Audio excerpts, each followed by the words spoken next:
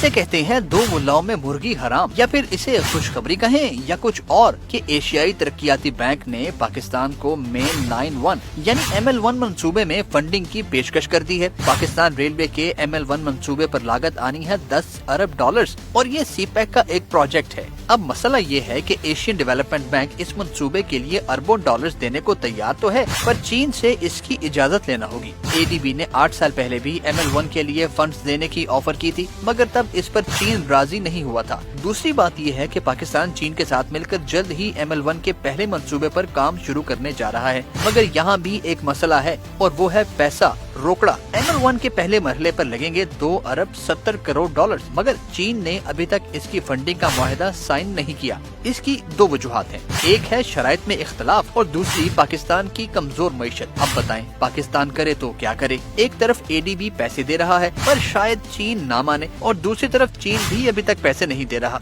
ऐसे में पाकिस्तान का रेलवे निजाम बुरी तरह मुतासिर हो रहा है। आए रोज ट्रेनों के हादसा हो रहे हैं क्योंकि ट्रैक जो बहुत पुराना है और अपनी मुद्दत पूरी कर चुका है। खैर ML1 के तहत 1733 किलोमीटर तवील रेलवे लाइन्स बिछाई जाएंगी, जबकि 482 अंडरपासेस और 53 फ्लाई ओवर्स, 130 दीगर पुल और 130 नए स्टेशन भी बनाए जाएंगे। ML1 स्टार्ट होगा कराची से और फिर कोटरी, हैदराबाद, रोहड़ी, मुल्तान और लाहौर से होता हुआ रावलपिंडी पर जाकर खत्म होगा।